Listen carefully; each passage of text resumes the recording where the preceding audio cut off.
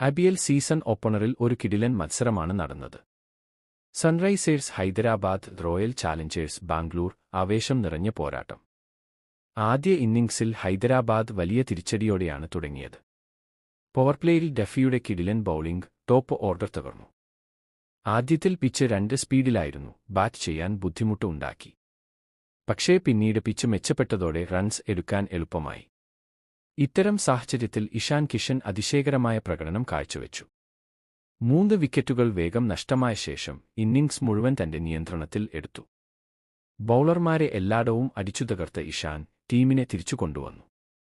അവനൊപ്പം Klaasen ശാന്തമായി കളിച്ചെങ്കിലും ആ partnership വളരെ നിർണായകമായിരുന്നു. അവസാന ഓവറുകളിൽ അനികേത് വർമ്മ എത്തിയപ്പോൾ പവർ ഹിറ്റിംഗിലൂടെ സ്കോർ ഉയർത്തി. റൺചേസ് തുടങ്ങുമ്പോൾ തന്നെ RCB പൂർണ്ണ നിയന്ത്രണത്തിലായിരുന്നു.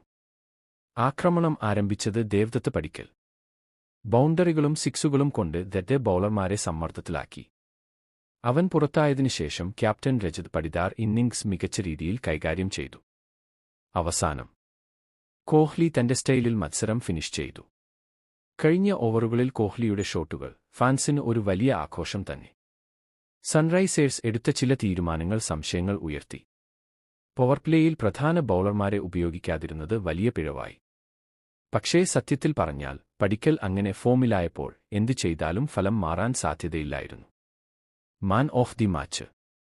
തകർപ്പൻ ബൌളിംഗിലൂടെ മത്സരത്തിൽ മാറ്റം കൊണ്ടുവന്ന ഡഫി. ഒറ്റവാക്കിൽ പറഞ്ഞാൽ RCBയുടെ പൂർണ്ണ ആധിപത്യം. ഈ ഫോമിൽ അവർ തുടരുകയാണെങ്കിൽ ഈ സീസൺ അവരുടേതായിരിക്കും.